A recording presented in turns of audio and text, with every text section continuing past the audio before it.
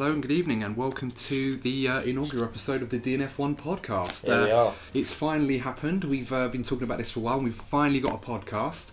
So my name is Adam. I'm going to be one of the hosts for this podcast going forward, and with me we have Mr. Courtney Pine. Courtney, thank you for joining us. Good evening, ladies and gents. So just a little bit of a background with us. It's just two F1 fans who've been watching the sport for many years now, and feel it's about time that we add our 2 cents onto the main talking points. So in this episode, the first episode that we do, we are going to be talking about the new cars. Obviously it's launch week. Very exciting. We're going to be discussing the top 3 from last season, Ferrari, Red Bull and Mercedes, not in that order in particular, and running through the main parts that we've observed on this car and obviously what we expect from them for 2020. We're also going to have a little bit of a look at McLaren as well, as we feel that they impressed us last year, and that's one of the cars we both felt that we wanted to see a bit more of.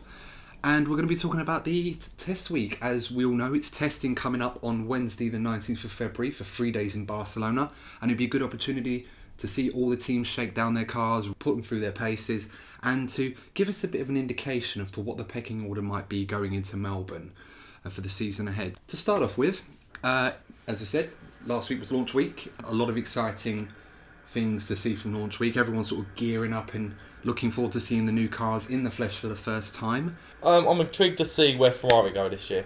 Yeah, no, me too. I think Ferrari's one of those bit of enigmas in Formula One where they always seem to put on a big show and an event, as they did in Milan last week actually, and they put on a bit of a show and then the car came out, and I'm not going to lie, as soon as I looked at the car for the first time I was like, that's literally the same car from 2019. The paint job and everything, and it was obviously only until I looked at closer and started looking at the finer details I thought, oh okay, it's more of an evolution on their concept.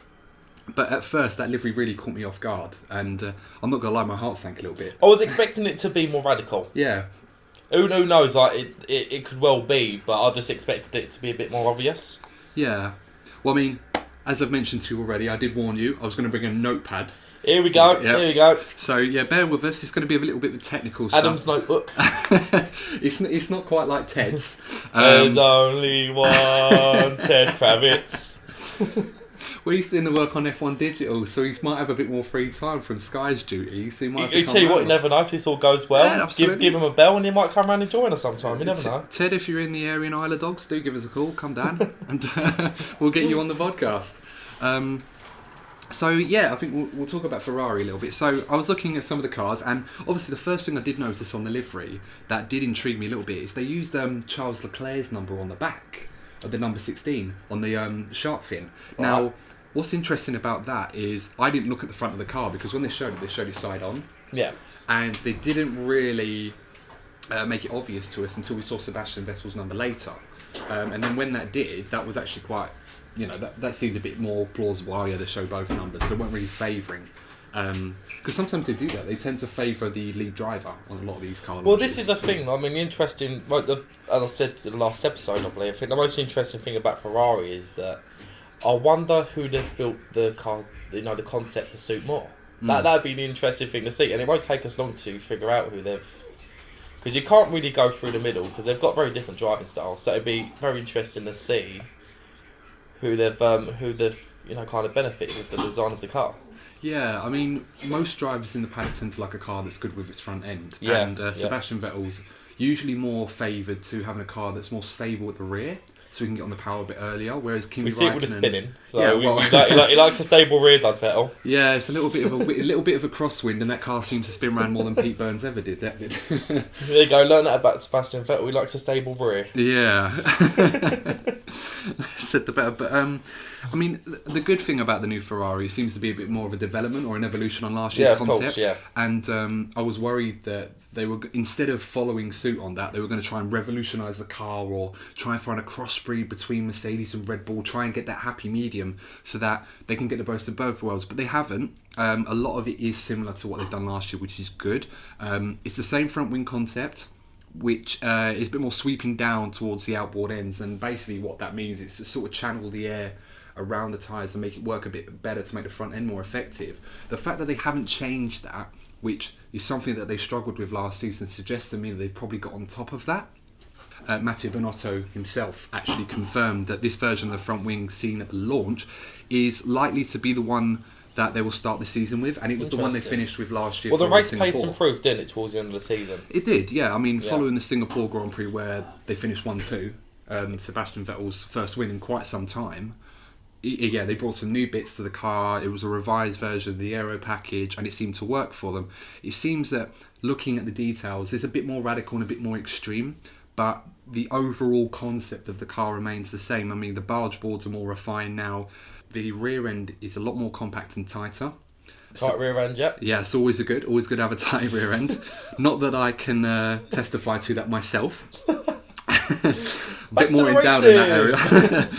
But Sebastian Vettel said they've rearranged the gearbox. They want to squeeze that squeeze the rear suspension, but hopefully that doesn't affect the cooling too much. I think Ferrari had reliability issues last year with engine cooling issues, most notably Charles Leclerc's failure in Bahrain. Something's when you have an overpowered engine. Yeah, perhaps, but I mean, we don't know. I mean, obviously they had the technical regulations changed slightly or amended, and in the wake of that, Ferrari seemed to lose performance. So hopefully they seem to have got on top of all of that, and hopefully they'll get the reliability right.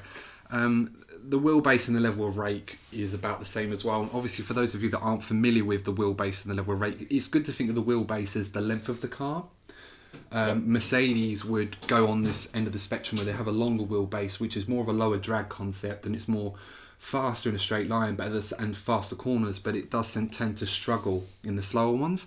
And something on the other side would be the Red Bull, the shorter wheelbase and a high rake concept, where it's much better in the slow corners.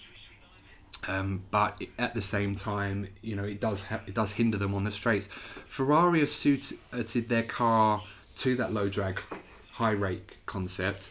So they're trying to mix the best of both worlds. But it seems like Ferrari, from their car, what I've seen, that they've probably looked at their weaknesses and looked at what they struggle with, and the fact that their car is fairly similar in some regards to the overall concept, they seem to be on top of them. So hopefully. We say this every season though, don't we? We say this every season. Is this going to be the season where they finally kick off from the start? Because last season there was a lot of hype, and then they were far behind in Australia. So it'd be interesting to see if they, same Red Bull. It'd just be interesting to see if there's a strong fight from the very start. And to be honest, even though I'm a Mercedes fan, as a fan of the sport, it would be interesting to see a three-way battle from the start, wouldn't it? No, absolutely. And I think we saw in testing last year that Ferrari brought this new revised car. It was the new regulations that kicked in, and for all the while, the timing sheets, every parameter, every bit of data you could look at suggests that Ferrari were the team to beat, and by quite some margin.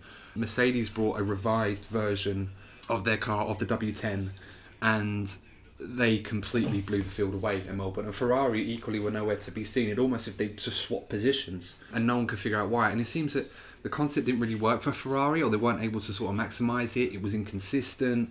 They had issues with the reliability of their car, and it just wasn't consistent on some tracks. The aero package, sometimes it was fast, sometimes it was slow, and in the slower corners they really did struggle. Well, yeah, there was a big difference in performance from Australia to Bahrain, wasn't there? I noticed. Absolutely, yeah. So that's a prime example of the inconsistency of Ferrari last season. Yeah, so hopefully for them they'll be a bit more on top of that. So moving on to the Red Bull. Red Bull are the team that I'm going to be keeping the biggest eye on, because I feel this could be a big year for Red Bull. So the RB16. Time flies, they're already on to RB16.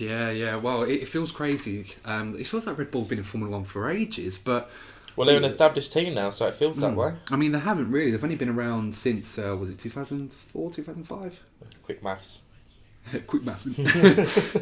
Yeah, big shack. This was an interesting one to look at. Again, they followed the same concept as they did last year, and they wanted to refine it.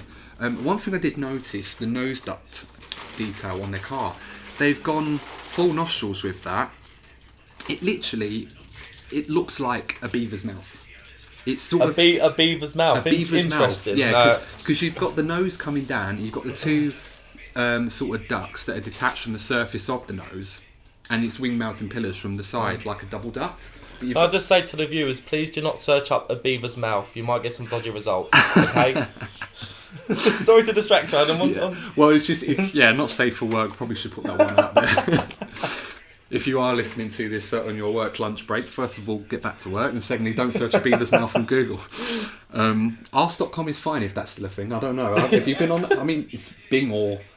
I don't know. Anyone who other than uses Google, let us know how that feels. Yeah, do you know what? Feel free to send some feedback on the social media pages, I guess. Yeah, when eventually they're set up, Courtney. Yeah, I can feel the shade. You had one job.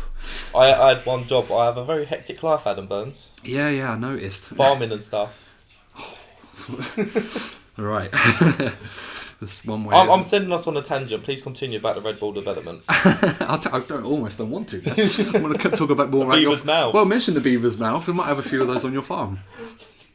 So, for those who aren't familiar what ducts are when we refer to them, so basically ducts are like little inlets that allow air to be channeled through into the car, and obviously the car's aerodynamics is able to sort of take advantage of that and manipulate it in a way that allows the car to be drawn down to increase downforce, but also at the same time to optimise aerodynamic efficiency and straight line speed. I think an example of that was the old famous F-duct back in 2012 with Lewis Hamilton in the McLaren. And which I thought that was going to be the answer. Well, it was a genius trick. Yeah. Obviously, that was a great innovation and was outlawed after Fernando Alonso, famously in the Ferrari at the Spanish Grand Prix, coming around the final corner, was turning with one hand whilst blocking a duct inside the cockpit to increase straight line speed.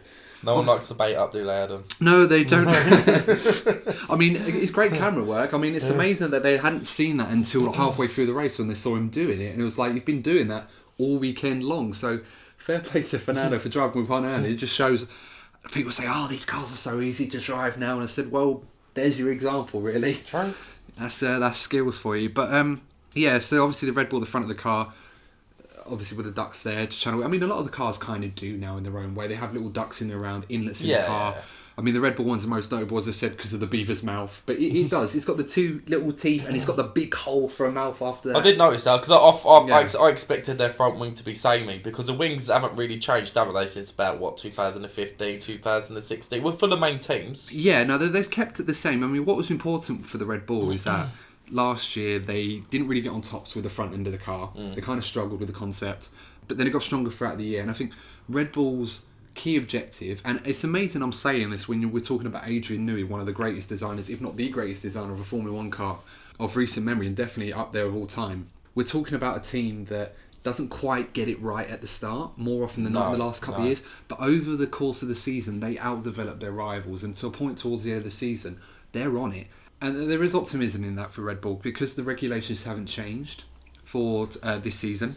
Honda are catching up at a relatively good Yeah, pace they certainly are. And I think when you combine those together, there's definitely a bit of a hybrid between the Ferrari and the Mercedes trying to get the best of both worlds. And with those improvements with Honda, there's no reason why Max Verstappen, in particular in my mind, can't have a package that's capable of winning him a world championship. I feel this could be the year. It could be. I mean, to run off the car, the side pods, the engine cover, they're quite compact, although it's not as snug as fit as I've seen in the past from Red Bull. And I think there's an influence from Honda in this regard because they've probably requested a little bit of breathing space to help the cooling in that region. I think if we cast our minds back to 2015 when they first came back with McLaren literally went to them and said, we're going to go with the size 0 approach, make it as compact as possible at the rear end. And the amount of times that car had heating issues because of the Honda engine, they just had no room to work with. So Red Bull don't tend to pack their car that tightly, but they've obviously listened to Honda, and that partnership is flourishing at the moment. So hopefully for them, Honda may have found ways to improve the car's performance and efficiency whilst being able to deal with the extra drag that's involved with a slightly bulkier rear end than perhaps some of its rivals.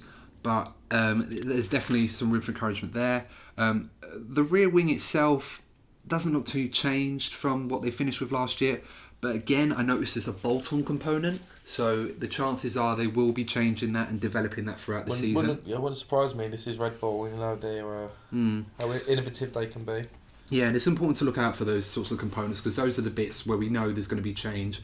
Don't necessarily think in testing it's going to vary too much, but from circuit to circuit, teams tend to like to change their rear wing concepts based on how much straight line speed they want to get, and obviously how much downforce they want to run at the rear. And obviously there's that balance you have to find, because it's all fine having a working window for your car, but from circuit to circuit it changes, and the larger the window, the more options you have available to you. Well, most teams won't have a good idea until a few races in, will they? When they need to go. Yes and no. I mean, it's, as I said, second year of these regulations, so obviously there's a lot of data available to them, but no team is standing still. So obviously the case is to improve your own concept, but try and get on top of it compared to everyone else's as well.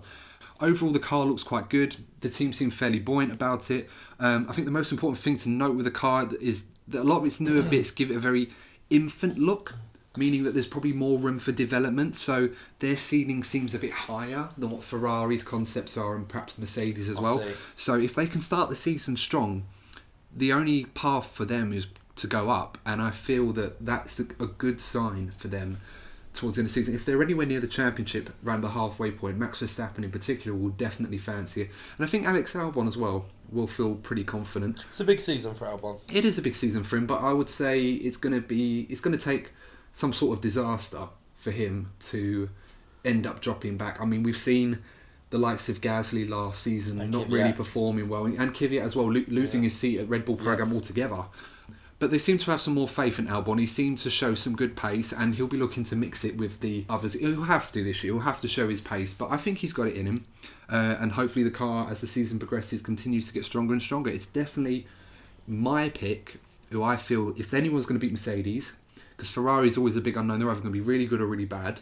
And there's usually a no in between with Ferrari. They struggle to find that consistency. But I think in Red Bull, if they can start the season strong, which I believe they probably will, judging by the looks of their car, then there's a very good chance that this could be the year that they finally get back on top after, since 2013, since the last one. Drivers' Championship with Sebastian Vettel. It would be the first team to beat Mercedes in the hybrid era, wouldn't it? Yeah, absolutely. It'd be a shame, though. It'd be a shame as a Mercedes fan, because I want Mercedes to get the full sweep of winning every single championship in the hybrid era. That would be, I'll be honest, that would upset me a little bit, so I'm hoping that doesn't happen. Oh, we've still got many more years to go. I mean, the hybrid era probably looks like it's going to be here to stay. There's no changes in engine regulations from 2021, and of course, we haven't mentioned that yet, that a lot of these big teams are going to have their eyes on it, but I think given what we're covering and the bigger teams that we're covering in tonight's podcast, I would say equally they're all got their eye on 2021, but they have more than enough resources, more than enough personnel to divert resources equally and not to sort of shift the balance one way or the other between, so they can go for this championship.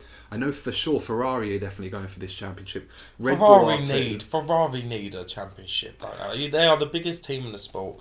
They really need a championship. Well, they haven't won a championship since 2007, a drivers' championship. No, they won constructors in 2008. That's right, yeah.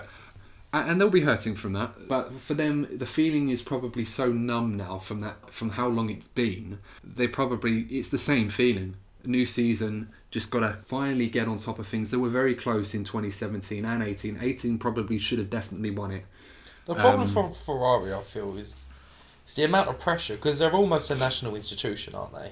Oh, absolutely. The likes of Mercedes and Red Bull don't have that pressure, and it shows. It shows. It at times it's painfully obvious that there's so much pressure on them. Yeah, no, they have to definitely get on top of it. I mean, Sebastian Vettel. I mean, the one good thing I will say about we keep mentioning Sebastian Vettel, but the one good thing I will say for him is that Ferrari can produce a car that's quicker than the rest.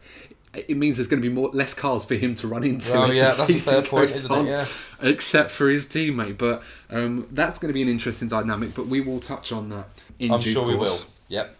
Moving on, we will now have a look at the world reigning champions, the Mercedes W11. Yep. Now I know this was a car corner that you were very much looking forward to, and in fairness, I think the world collectively wants to see the world champions. What have they brought? Because every year we always talk about, right, who's going to be the team to topple Mercedes? What's this team got? What's they got? And the reality is, you can't establish a pecking order without seeing the benchmark. And that has been, for the last 5-6 years now, the Mercedes.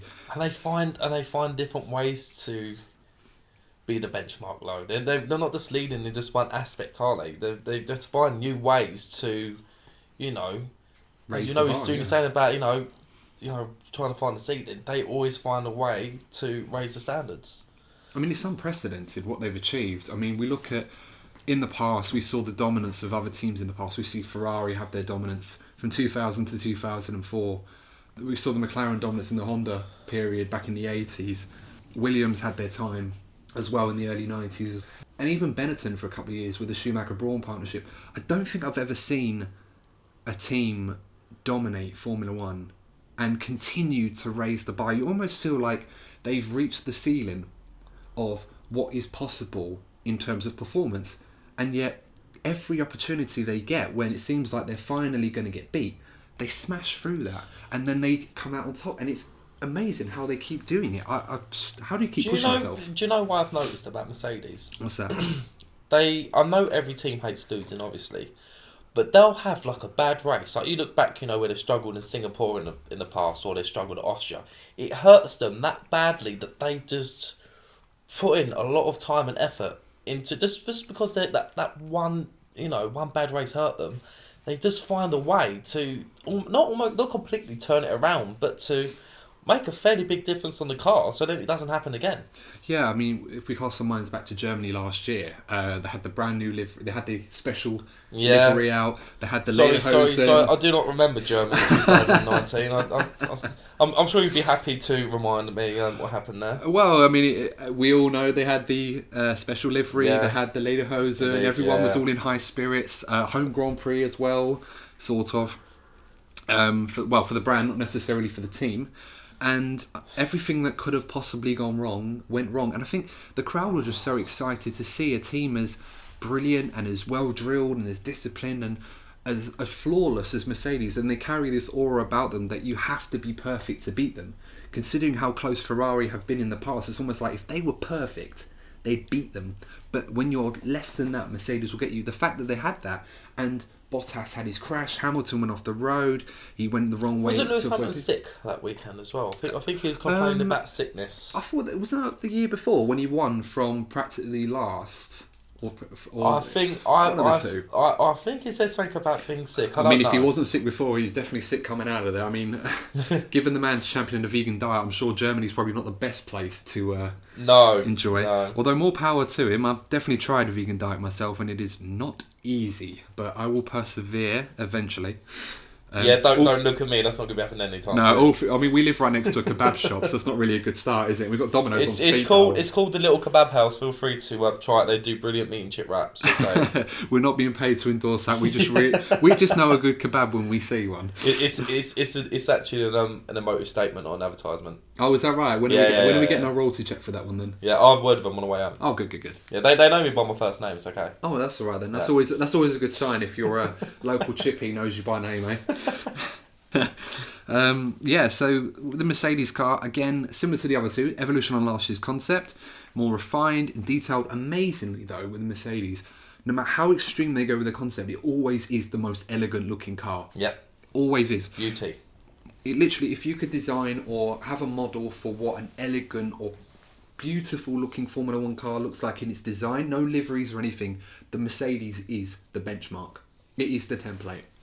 And with that comes the speed. And it's amazing how they can produce a car or the aero package where you look at other teams and go, wow, that's extreme. There's loads of little bits on the car to manipulate and channel the airflow to get it working right. And yet the Mercedes, you don't see any of that. And yet they're always, and I think always in recent memory, seems to be the team that gets this spot on. I mean, we've talked about how they used to have such a powerful engine in the early years of the turbo hybrid era. 2014, 2015. Yeah. So before 2014 to 16, wasn't it? That was the main. They were always the benchmark for the engine. Yeah. And getting that V6 turbo to work better than anyone else could. It was almost, how did they do this? They stole a march and they just didn't seem like they could be caught. But now that the likes of Ferrari have caught and probably passed them to a level, particularly last year and 2018 as well, look good. And also the Red Bulls with Honda.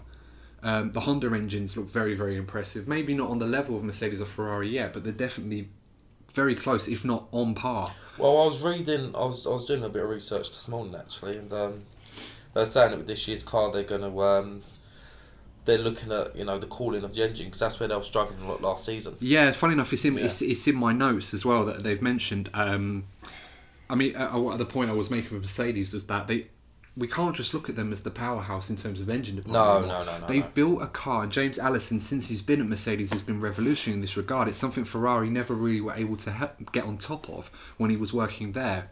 They were up against a a fantastic Red Bull. Yeah. They were, weren't they? They were unbeatable. But the Mercedes package itself, it's just more than just an engine now. The aero package is so impressive.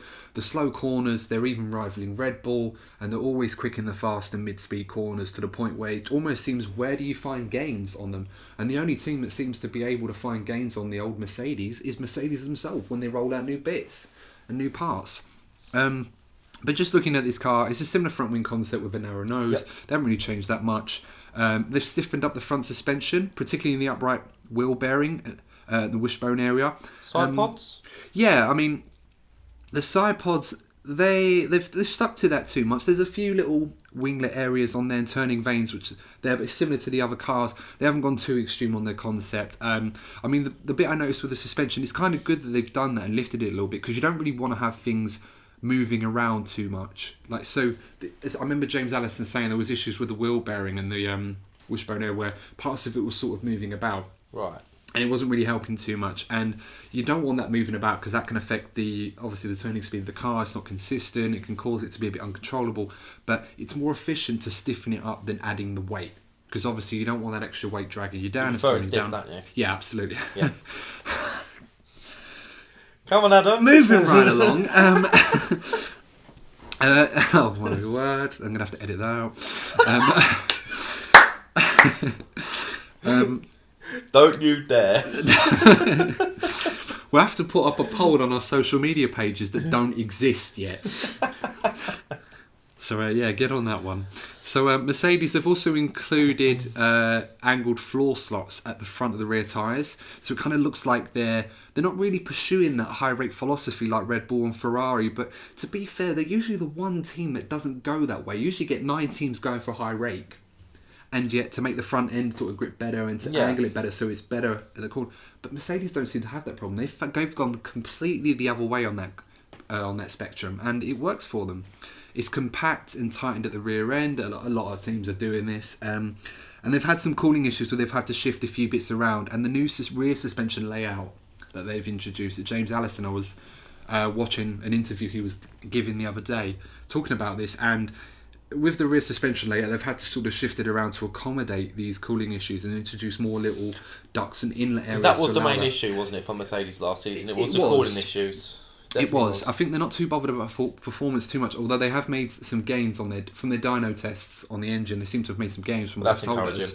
Yeah. And that's something they wanted to address, but they've been more focused about the cooling and the reliability, because it has caught them out a few times, and it's always been an age-old problem with Mercedes where they've always had to have a limited operating window in that regard. But they seem to look like they've got on top of it, at least because they really used to struggle in humid conditions in particular.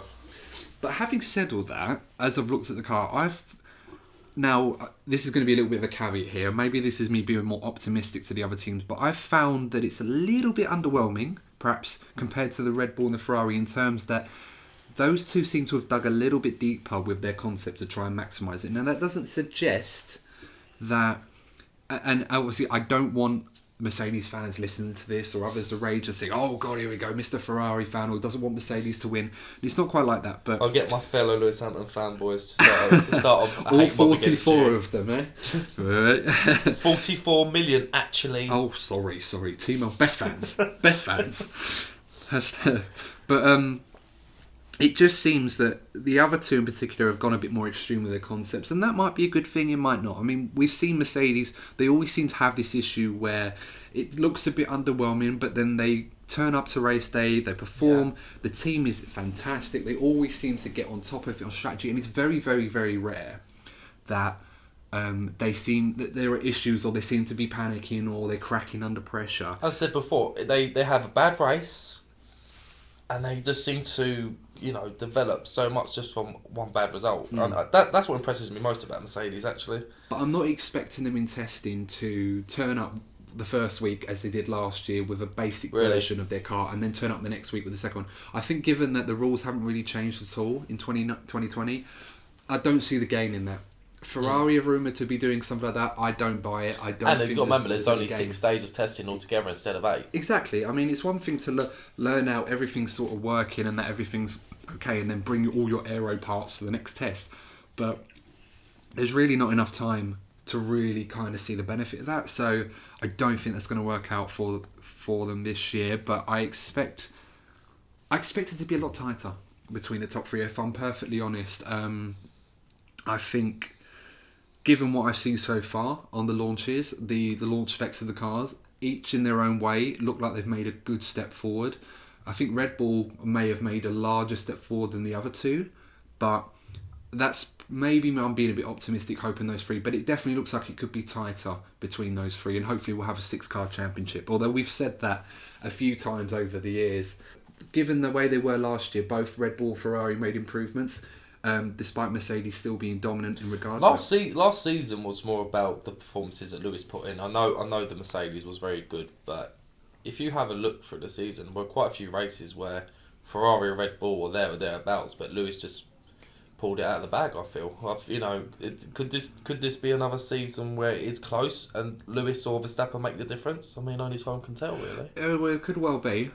But I think we will take this opportunity to wrap up the first part of this podcast and join us after the short break, and we'll be back for part 2 where we'll be discussing the new McLaren. I hope you enjoyed that so far. Just to touch on, we were talking about the new cars, the Ferrari, the Red Bull and the Mercedes, the likely challengers for the 2020 World Championship. And we're also going to touch on another team, and that is McLaren. They come 4th last year, a personal favourite of ours. Must be said. We're intrigued to see where they get on. Did you see the launch, Courtney, of the MCL 35? Yeah, I mean, like in terms of I did notice they're going with a matte finish this year, aren't they? Yes, so they're going with the papaya matte finish. It's a nice livery. I mean, I was more of a fan of last year's one, but I'm not too disappointed with what they've done this year. I think it looks quite good. It seems to be quite common. A lot of teams doing the matte finish now. The Red Bull were doing it for years. Ferrari have done it recently. They've stuck with it again, and now McLaren. Overall, I would say the McLaren, perhaps a bit simplistic, I think, is probably the accurate term in my perspective. I mean, similar to the Mercedes, they've gone with a similar concept to what they've done. They've tried to evolve on last year's concept, and I've mentioned that a few times with a few of the teams. That'll be like the phrase of the episode. I think so. I mean, there's always a common phrase, and I think as you sort of go through, I think we need to have a jar so that there's a particular phrase that we use. So there's that and tight rear end. And Beaver's mouth.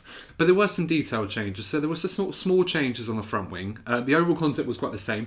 They've still stuck with the outer end sweeping down a little more than it did last year.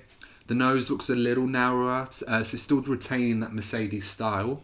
That worked well for now having a decent front end. Front suspension's a little higher where the wishbones are, similar to the Mercedes concept. It should allow the airflow coming in from the front wing flaps. That's a funny word.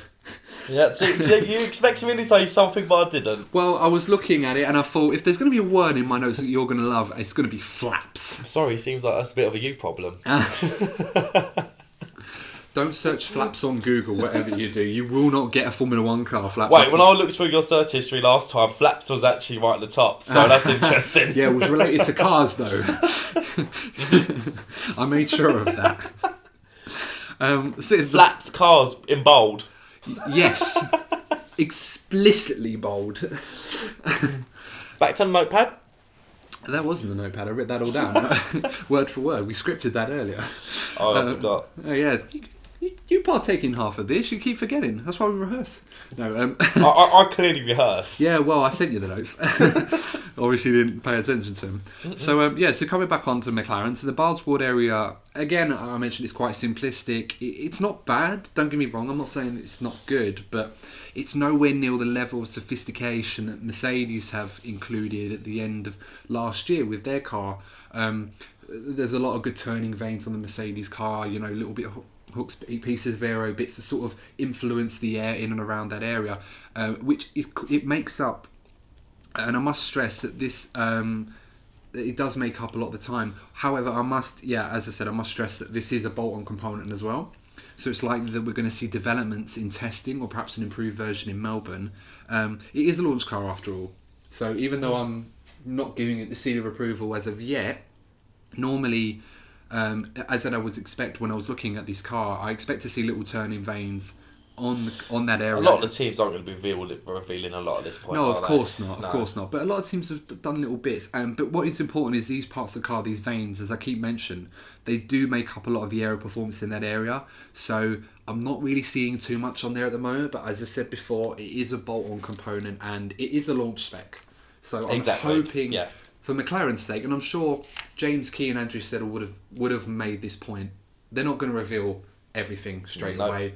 But I am hoping to see more of that as the test progresses and maybe into Melbourne as well. So the rollover bar or the airbox at the top of the car, as Lando Norris was showing in the teaser when he was having his seat fit as Baby Yoda, which I was quite disappointed it didn't end up being Baby Yoda. He ended up just going with a regular airbox, so, boo on that one. That was a bit boring. But it features an internal triangle at the top that splits into 4 ducts. Now, I believe that one of those will be for the turbo, the main one in the middle, and the others around it will sort of help with cooling for the gearbox and the engine. The Renault power units have had quite a history of overheating problems with McLaren as well, and Lando Norris will definitely testify to that. A few 5th place finishes went begging, particularly in Spa, where some overheating problems did not help with that. So McLaren, with that in mind for this year, despite the fact that they're going to go to Mercedes engines in 2021, this year they've had to build a car with that in mind to maximise its cooling. I really hope that next season, it probably won't happen, but I really want to see the return of the silver and red livery. I do miss that. I do.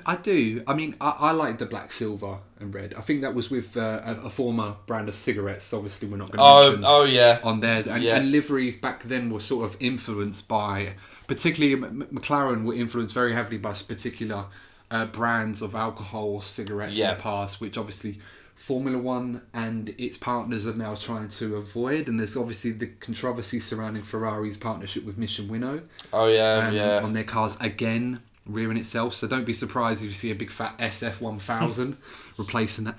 Just to touch on that, where did they go? I mean, I know the SF1000.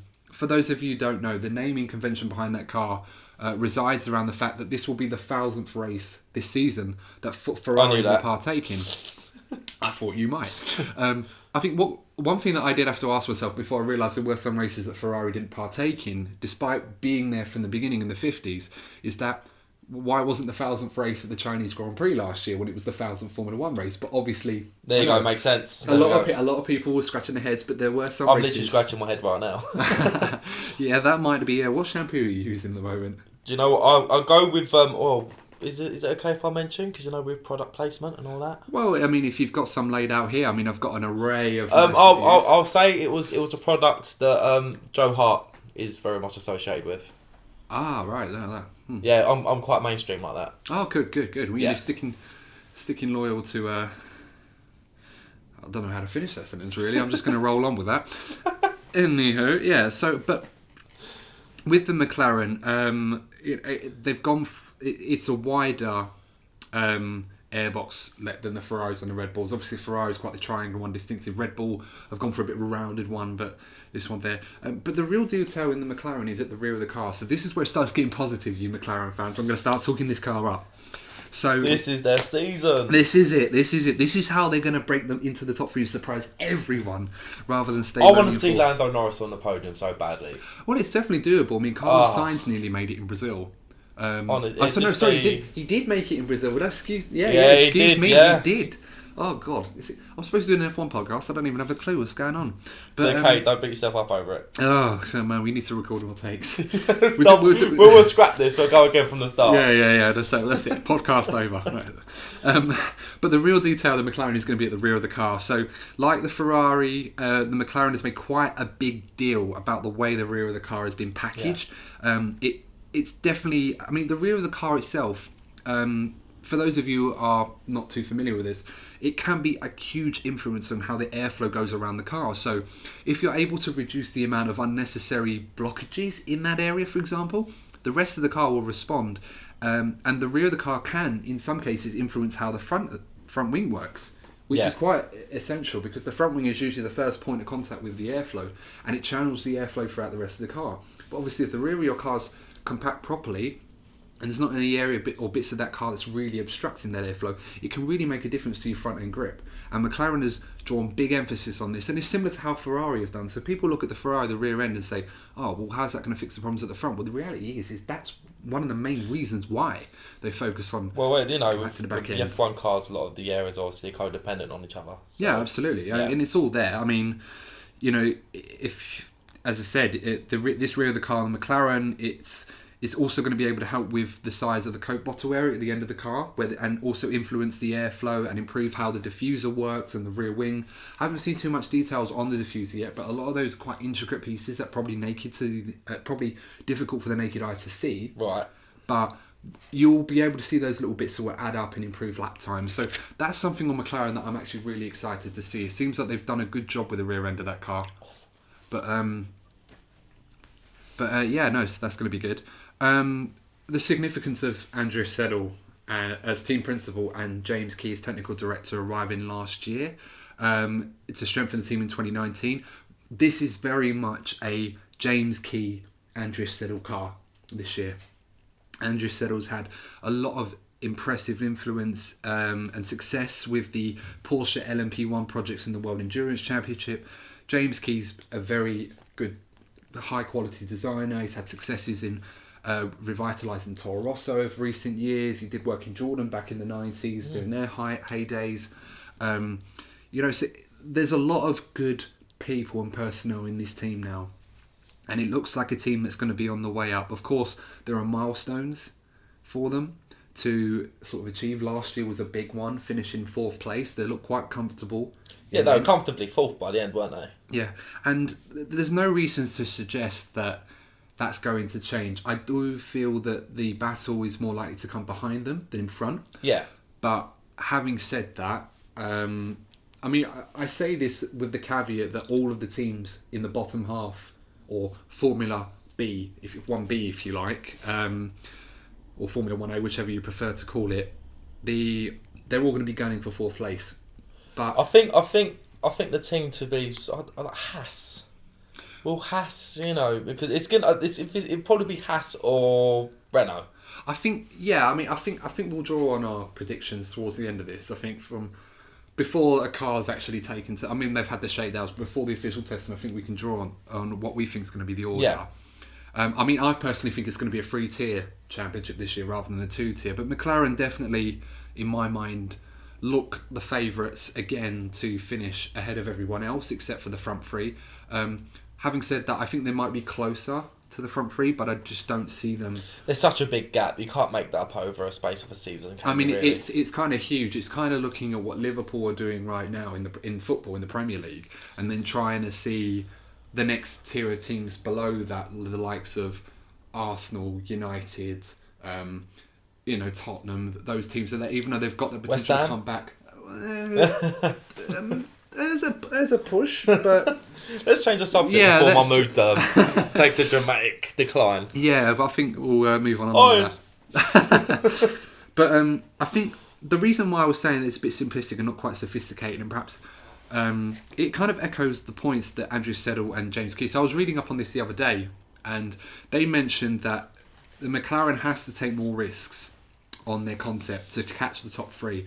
The car right now seems a bit too simplistic in key areas at present, but testing could see the emergence of the real go faster bits being applied to that car, and we might see the real McLaren. So I do feel that 4th place, providing that nothing goes against the grain and that everything reverts to type, it seems that McLaren do look like they've got a good car that may be able to secure 4th again. I don't know about you, but McLaren seem like a team that are on the up. They seem revitalised. There's a great chemistry as of now between the drivers. I know that would change if the car became more competitive, but it just seems to be a good feel vibe coming from that team at the moment. Yeah, no, absolutely. And they'll be gunning for that as well, so that's going to be an important point. So, I'm hoping for McLaren that this is just the next stage in them becoming the powerhouse that they once used to be. For a private team as well, it's always a big thing. We look at Ferrari and Mercedes. All right, Mercedes is a works team, but it's like a company within a works team. Yeah. Red Bull, yes, it's a private team, but it's funded by a multi-billion pound corporation. And there's heavy amounts. I used to just call them a franchise team. They pretty much are a franchise team, but it might as well be a works team. Obviously, they've got the Honda partnership, but it's exclusive to the Red Bull programs, and obviously AlphaTauri now, formerly Toro Rosso, who may I say that the livery on that car, Look at getting into a fluster. I am. Just thinking. I'm looking through the photos of the car, and I'm like, my word, like. I'm almost thinking, like, can you marry a livery? Like, this would be the one. It's absolutely gorgeous. I mean, considering that AlphaTauri is supposed to be a fashion brand, and that they've bought into this and just renamed it like that, but I mean, that's beautiful. I mean, I'm just showing Courtney a picture. Cool, of it. Look at that. Yeah. Cool, blimey. But it really is. It's okay. special. It's perfectly normal. It's okay. Yeah, I mean, I almost feel like I'm going to have to return my Valentine's gift and send it over to AlphaTauri. It's like, it's just, I'm in love with the livery. That's you go with that. I won't judge. I mean, I like the white as a good... like big cars again, like that. White is a good base for a car, and they've definitely run with this really well. Wow. I mean, just looking through some of the other cars, we're not going to draw too much attention to them, but I mean, Williams... I want to make a point on Williams. Let's change the mood and talk about Williams. Yes. Williams, a big year for them. It is. Obviously, I don't think any of us are expecting miracles here, that they're going to suddenly emerge again as championship contenders or even fighting for fourth place. They'll be targeting it, but I don't think they're going to get there. I think it's a long journey. Yeah, there was quite a big gap, wasn't there? It's not going to happen overnight. But they were making gains towards the end of the season, and that must be said. And with George Russell... a very, very highly rated driver. I know, and that's the thing. Obviously, as a British fan in particular, like you want to see what he's capable of, because he showed it in F2, didn't he? Yeah, no, absolutely. I mean, he won the championship. He was definitely the best driver out there, and he showed in Formula One last season. He didn't have the tools really to make that work, and it was very difficult to compare his pace to Robert Kubica, who is not the Robert Kubica of old for obvious reasons, and he did a great job. It was a brilliant story for him to return to Formula One, and I'm glad he's found a seat racing in DTM. For the sake of his mental well-being, it's good, because he came back, and it'd just been such a shame for him to have that massive high and then to have a massive low again. So it's great to see him still going. But they've managed to keep the partnership with Rocket for this season. Obviously, they've had the Martini brand for quite some time, but they're running Rocket for the second year in a row. And I have to say, one thing I will make a point: what is it with Williams these days and making their car liveries look like a toothpaste brand? Well, like literally, I'm not gonna joke around it, but it's literally the Colgate or the Aquafresh car. I reckon I'm getting an Aquafresh vibe from that. Yeah, and I am too. I mean, I'm feeling that. We need to see George Russell in the new Aquafresh adverts. I haven't seen any, because you have the little toothpaste, the mummy, daddy, and the little bit of toothpaste, and then George Russell just comes in. This is my new car, or something like that. I can see that when you have a little bit of time. Yeah, I mean, if you have a bit of time, listeners, just go online, have a look at an Aquafresh box, and then look at the Williams, the FW43, and tell me if there's a difference, because I ain't seeing it. Okay. I'm seeing that. Have clean teeth or end up at the back of the grid. Yeah, that's it. That's it. I mean, the cars don't choke out as much carbon as they used to. Yeah, right, so you're probably onto a winner there. But I give that solid 7. No, it's important for you. It's a nice livery. I mean, I joke about it does. It does look nice. But I'm really getting toothpaste vibes from this. So we're going to call this the Aquafresh car for this year, I think. There we go. Renault, looking at it again, obviously, this is the thing I don't get, because Renault are a funny one as well, because they teased the new car at their launch, but it wasn't a launch. It was basically a photo session. They basically turned up. You turned up to the Renault motorhome in Paris, Renault factory in Paris, in France, and basically they sat everyone down, as you would do for a normal launch. They said the car wasn't ready yet. They hadn't built it. That's a bit of a worrying sign, because that would normally suggest to me that the car's not ready. However, I have seen some leaked photos online of the new Renault, and to be honest, the livery is a little bit disappointing considering what they teased. Samey. It's the same as last year. Yeah. It's the yellow nose, but it looks like they've gone for the Mercedes type nose and front end. They probably just nicked last year's, but they probably didn't have a car. They just nicked last year's Mercedes and painted it yellow. It's not a bad place to start. They got that fluorescent yellow paint from Only Fools and Horses, and they painted it on the Renault. So that's probably why they couldn't show it with them dark concept images, because you just see the yellow glowing everywhere. But they've got Esteban Ocon and Daniel Ricciardo, arguably one of the best driver lineups. Yeah, it's going to be the one I'm going to be interested in watching, because that's going to be quite fiery. Because Ocon's come back after time at Force India as it was at the time. And Ricciardo's no slouch, is he? No, and Ricciardo, this is going to be a big season for Ricciardo, because there's going to be quite a few seats available, potentially one at Ferrari, depending what happens with Sebastian Vettel. I doubt Red Bull's going to be an option, although if he did want to go back there, I'm sure they would welcome him with open arms. But at the same time, he doesn't want to work with Max Verstappen again, surely. I mean, that's kind of the reason he left. It was.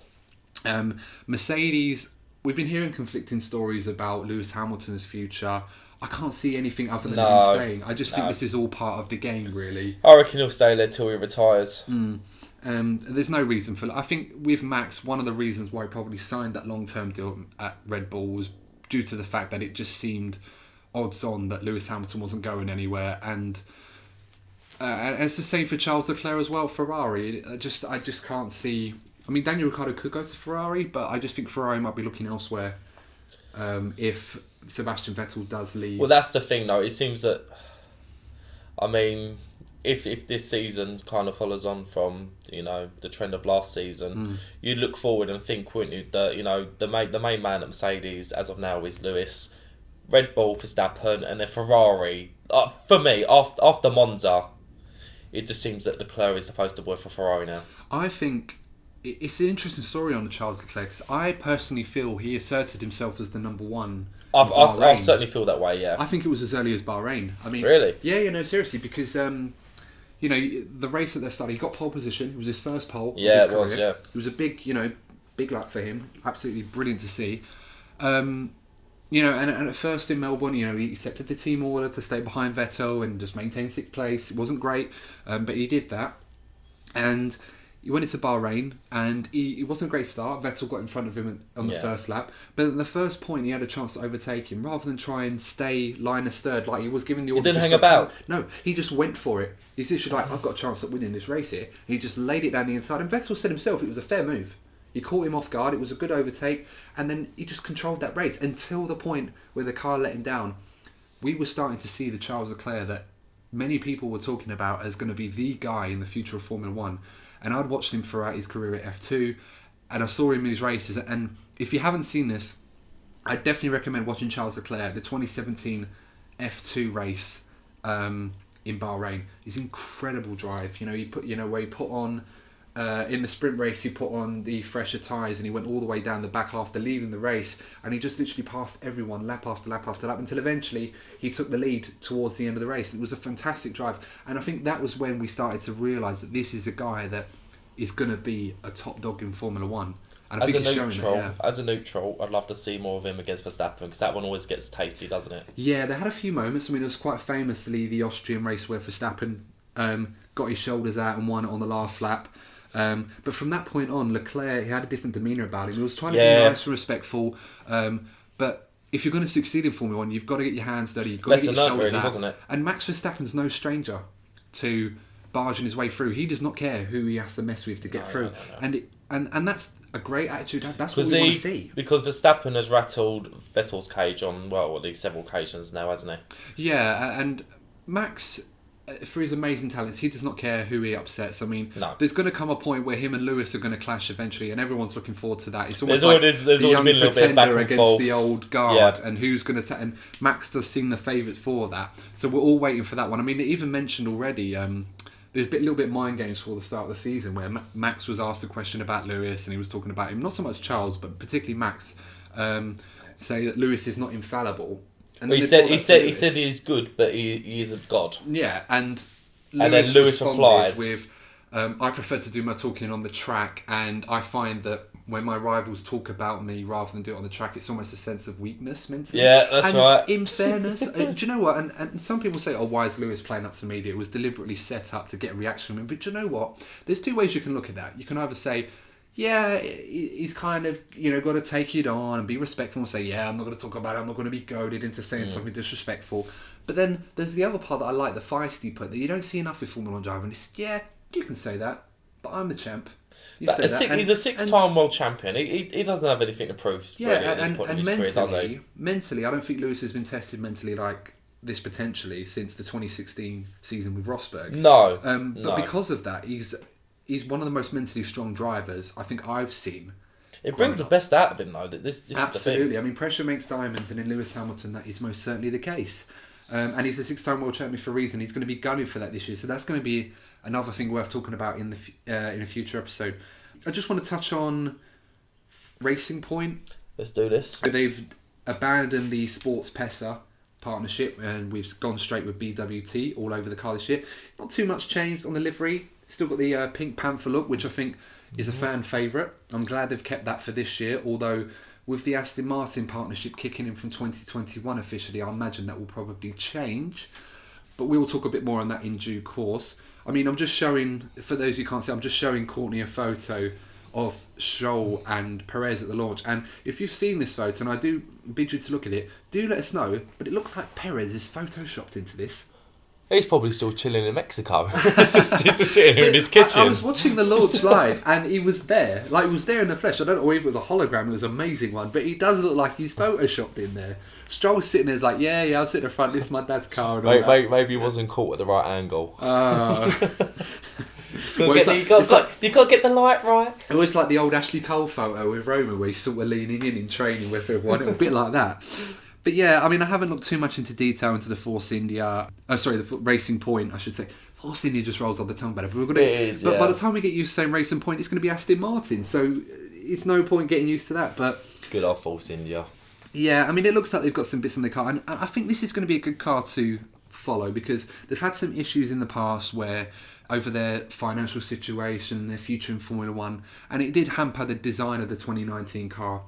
We saw there were delays in their progress, and it took till later parts of the season when they started to pick up a bit more results. And I think this year is going to be the first Lawrence Stroll Racing Point car. And with that extra financial backing, they've obviously got the new wind tunnel simulator being built at the site of Brackley. See, usually, I nearly said Force India, but usually they start well, don't they? So, he's speaking about Red Bull. Yeah. They have a slow start, but it's usually the other way around with Racing Point. Yeah, Racing Point. They usually start well, and then because they have a lack of funding, the other teams in and around them tend to catch up. Yeah, and this year I'm expecting Racing Point to be a challenge this year for the top four, for a fourth place. I do think that they've got the resources they need now. It's a team on the up. They've got some good personnel. They've been there for a while, and there's a lot of stability there, and there's a lot of good people. This is a team back in the Force India days when they used to run the old silver, orange and green liveries. Yeah. With the nostrils. Yeah, exactly. The nostrils. Not quite a beaver mouth, but nostrils nonetheless. They were very good at maximising their package. They were one of those teams that they didn't have a massive budget, maybe 100 to 120 million compared to... I know it makes it sound like it's not. It really isn't in the grand scheme of things when Ferrari, Red Bull, Mercedes are boasting 350 million and maybe more than that this year. Ferrari in particular. Definitely. Me spare change in the pocket, eh? Yeah, pretty much. It's like you almost have like a whip round, really, to help these other teams out. I mean, they're introducing a cost cap for around 150, 175 mil from 2022, officially onwards. But some of those smaller teams are going to be like, but we don't spend that much anyway. So, that's just like, we still don't have the money to actually break that cost cap. So it's going to be interesting to see how they police that. But with Racing Point, yeah, they've had a history of being able to get the most bang for their buck. I'm expecting now with extra investment from the consortium led by Lawrence Stroll and obviously the partnership with Aston Martin that's going to take effect next season. It's a team on the up. They've got everything that they need, in my opinion, that this could be a force to be reckoned with in Formula 1 in the future. So do take note of Racing Point. Racing Point, you heard it here first. Yep, definitely. Probably somewhere else if you listen to another podcast. But by the by... No, obviously only listen to us. Only listen to us, of course. We'll give you the best blend of technical analysis and absolute nonsense. Clowning, all for clout. All for clout. We're gonna have a YouTuber boxing match between the two of us at some point. You just have to take 5 years, build a following, and then just make up a. Adam has the weight and I have the range. Yeah, we're gonna have to swap that around. I need to run a bit more. Yeah. Moving on, so just a quick on Haas. So they were the first team to reveal their official car, although I still on the understanding they're going to have another launch on the 19th on the first day of testing. So maybe it's just a livery thing, but I mean, I'm going to be honest with you. It's a 2019 Ferrari with a slightly different front wing end plate. I mean, they ran a comparison on this Now and it's almost uncanny. That is a franchise team.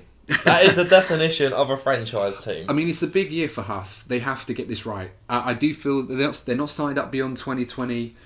One of the only teams that aren't signed up for 2021. They haven't really made inroads the way I thought they would. No, and it's one. I think this is kind of the problem when you've got a new team like this, and they're still technically the newest team in Formula One at the moment. This is kind of the problem where I almost look at, because they joined in 2016, you almost worry that if they joined later, they probably wouldn't have been in Formula 1 at all, had anywhere near the success they've had.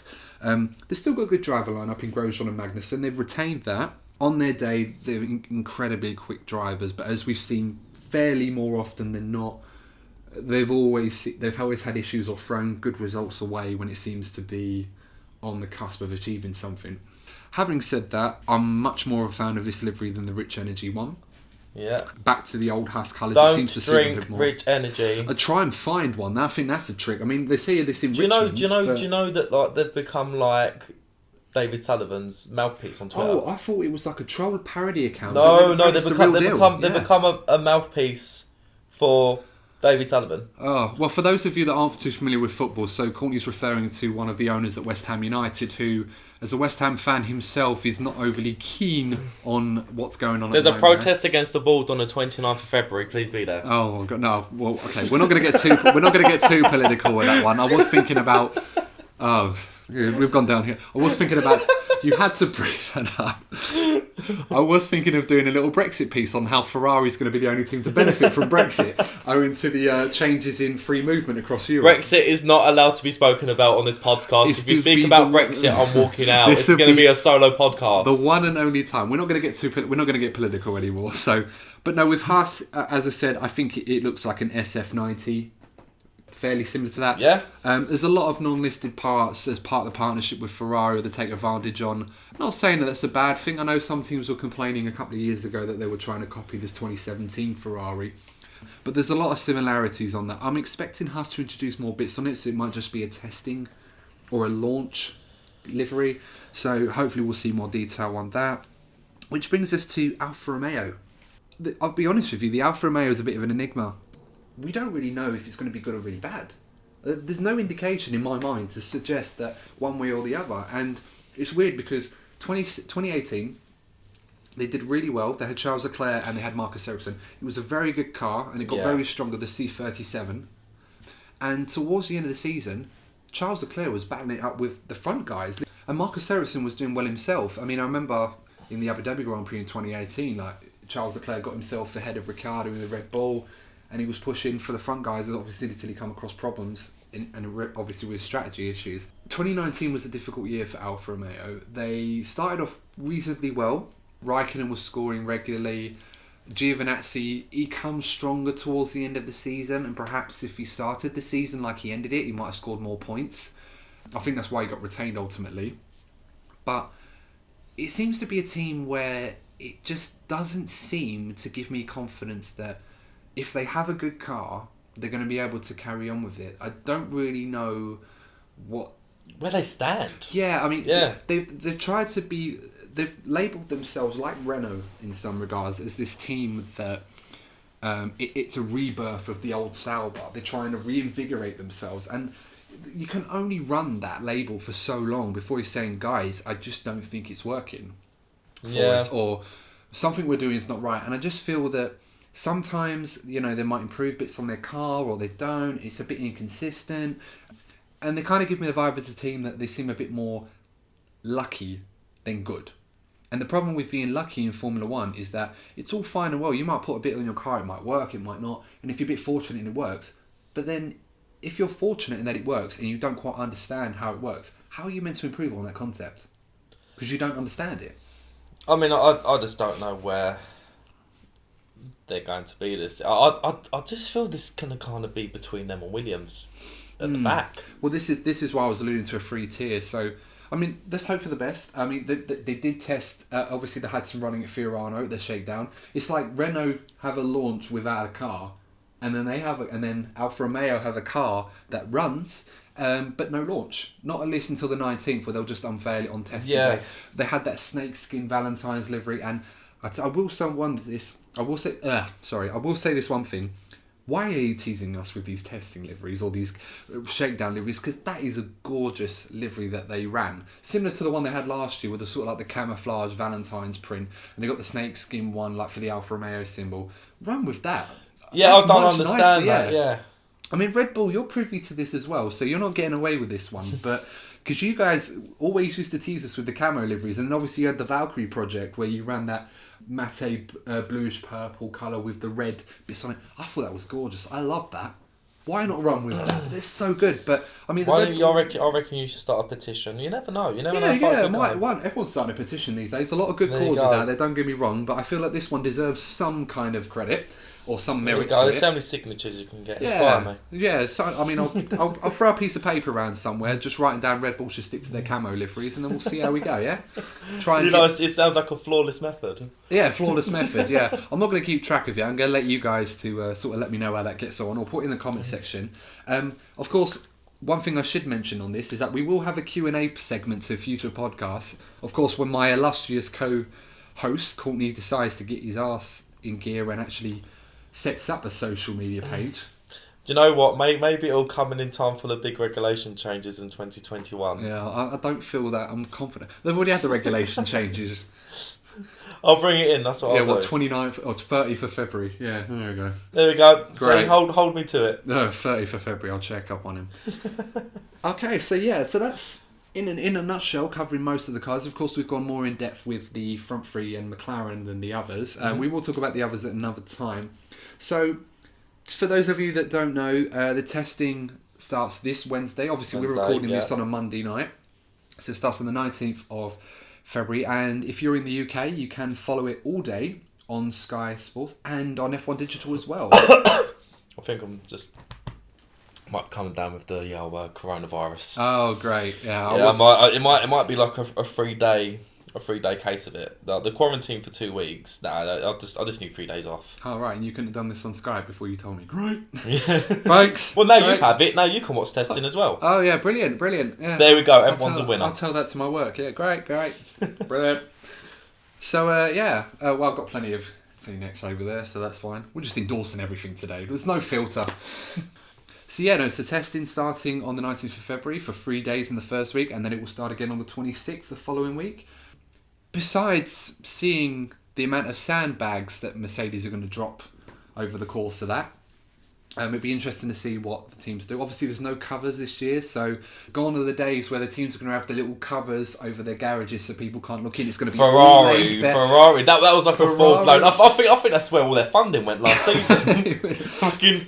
We've got a load of bouncers and Weatherspoons. Yeah. Who wants over the car? Do you know what? It's funny because I remember that. Do you remember the time when they had that in testing? They had people sort of walking around. You had the McLaren ones following. I was saying you'd have Ted Kravitz trying to get his little eye in. You'd have like a bouncer from Weatherspoons coming out and telling him to sod off. That's it. Like, where's your ID, mate? That's it. Get out. That's going to be interesting to see. But then I find it crazy because they have these paid photographers taking photos. By the time we get to the first or second race, everyone has blueprints and schematics and drawings of everything. In this social media age, mate, there's no such thing as a secret. Even the royal family know that. Yeah. Oh no. Oh, we had a good episode and now we're gone. That's it. We're finished. It's over before it even started. Oh man, we had plans. Sorry, guys, we had plans. It's all gone. But I think this is a good opportunity to kind of draw it a little bit. I think it's a perfect time to end an episode. Well, before we do, I think we should probably give our little predictions for the season. At this point, we will review these again, so don't take these at face value. They obviously will be subject to scrutiny at no point. Providing, of course, I'm assuming neither of us are going to say Ferrari are going to run away with it this year, as a lot of people thought they were going to do last year. Yeah. No, so I'll start with you, Courtney. Let's go with your pecking order in order from first to last. So, my heart and a good fraction of my head are telling me that Lewis Hamilton will be a 7-time world champion come the end of November, or does it end December? It'll be December this year. So it'll Okay. be so Mercedes, you say at the top. Yeah, so it'd be Mercedes, Red Bull, Ferrari, depending on how they've balanced the car out compared to last season. So just going with the top three. Yeah, well, yeah, for top three. So we're assuming that for obviously Ferrari could be between second and third, but you think they're going to be third? I reckon yes. Okay. Yeah. And do you reckon it's going to be 2 tiers, or you reckon it's going to be 3 tiers? I think I agree with you. It'll be 3 tiers. I Yeah. think it'll be, you have the usual 3, and then you have your midfield, and then at the bottom I reckon there will be a close battle between Williams and Alfa Romeo. So to clarify, what's your middle look like from 4th to 4th down? McLaren, Renault. So McLaren, then Renault. Yep. Racing Point, then Haas. Okay, and so your bottom 3 would be AlphaTauri, Alfa Romeo, Yes. Williams, in that order? Something's telling me that Williams can make a step. I reckon it could be Alfa Romeo at the bottom. Yeah, I'm With a bit of thought, yeah. I feel that it could be. Because I feel that George Russell could come into the picture here. I mean, I'll be honest with you. My opinion doesn't really differ too much from that. I'm kind of the same opinion. I think the top 3. I mean, in some regards, I'm going to throw a little caveat here. I said this earlier in the podcast, and I'm going to stick with this. I think this could be Max Verstappen G. I think if Red Bull get on top of the front end, which I think they look like they have, and can start the season strong, I think Max is ready for a real title challenge. We've been saying this for a few years now. He's looked on the cusp of it, but I think this year could be his year for that. So I'm going to say Red Bull first, Mercedes second, but it's going to be tight between the top 3. Ferrari just third. I just think Sebastian Vettel, it's a big question mark over him. He's under a lot of pressure this season to deliver. I just don't know if he's going to be able to come out. He's shown moments of brilliance throughout last year, but I think those are a bit more few and far between. I think Charles Leclerc will be much more prominent at the front as he was towards the latter end of last season, as he got a lot better and a lot more consistent. Yeah. But I just think Ferrari, in terms of the development package, there's going to get to a point where they may start to prioritise 2021 completely. And the concept of their car was quite flawed in 2019. Even though I said it looked like they might get on top of it this year, and I do believe that they are going to do that, I just think the Red Bull seems more impressive, and the Mercedes is just Mercedes, really. I just think Red Bull have more about them in terms of being able to topple them. So I'm going to say Red Bull, Mercedes, Ferrari. Interesting. So the second tier, F1B, if you like, again. That's going to be another one of my keywords, F1B this season. McLaren 4th. I think they're going to be quite comfortable in 4th place. They've got Sainz and Norris, 2 very good drivers, especially Carlos Sainz. I mean, in an alternative world, could be in the Red Bull as well if things had worked out a bit different. If Red Bull had handled their junior program a bit better. I think Sainz is due a big driver. And we will talk about that as well. That's going to be. I do want to talk about that in due course, the Red Bull program. But yeah, I think McLaren 4th. I'm going to go out on a limb here, and I think Racing Point are going to be 5th. Sergio Perez has always been pretty impressive. I think he's one of the best runners in the midfield. I think that Racing Point over the season is going to outdevelop Renault. I really feel that Renault's last year, their car, very underwhelming. I don't think they got on top of it at all. They changed a lot compared to 2018, and it didn't really work for them. I think 2019, they're going to try something a little bit similar, where they're going to change a lot on this car in 2020. Yeah. So it may prove to be a downfall for them, even though I do feel that in Ricciardo and Ocon it's going to be a very, very good driver lineup. So they might be able to counter that, but I'm going to be bold and go Racing Point 5th, Renault 6th. I'm going to say AlphaTauri in 7th in that midfield. So it's going to be very tight between those 3 in particular, but I think AlphaTauri will be 7th. Gasly and Kvyat, a lot to prove this season, and both of them got podiums last year. Having said that, one thing I will say about AlphaTauri, well, they Toro Rosso last year, is that those 2 podiums really inflated their performance. It kind of flattered them a bit, because overall the performance of the car was not great. The drivers, obviously they changed it halfway through the season when Gasly replaced Albon and Albon went to Red Bull. Those 2 podium finishes really it shot up their performance, and in the Constructors' Championship, and they very nearly got past Renault. They were very close to passing Renault for 5th place last season. And I just feel that, yes, there's a lot of good things on that car, and it does look impressive in livery. It's, in my opinion, one of the best cars I've seen in a while. But I just feel that the others are going to have a bit too much for them. So draw into the bottom three. Haas, probably the easiest team to place, in my opinion, 8th place. I think, yes, Magnussen and Grosjean on their day, very, very good drivers, but I feel like those days, again, are a bit more few and far between. There's obviously tensions and rifts within that team, and their future's in such doubt. Famously. Yeah, famously, but I think... Yeah. I mean, one of our favourite team bosses, Gunther Steiner. We love Gunther. And obviously, the new Drive to Survive series starting on the 28th. I'm really looking forward to that. We want to see more Gunther. I think from the first, he become a bit of a legend overnight from that series. It's going to be really exciting to watch. Germany's going to be...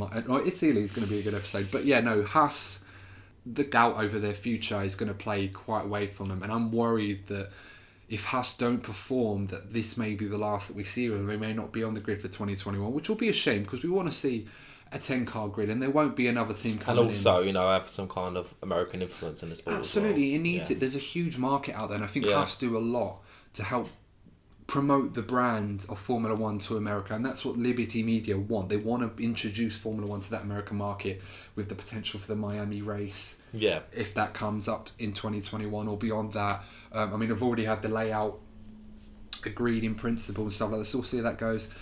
Williams, like you said, I think they're going to be ninth. I think at the start of the season, they're going to be battling with Alfa Romeo, but over the time, I think Williams, they showed signs of improvement, and the car at the rear end does look quite nice. I must say, it's quite compact, and they seem to have done a lot of work on it. So I'm going to give them credit where credit's due, and I think they're going to get ninth. They've got two good drivers in George Russell and Nicholas Latifi.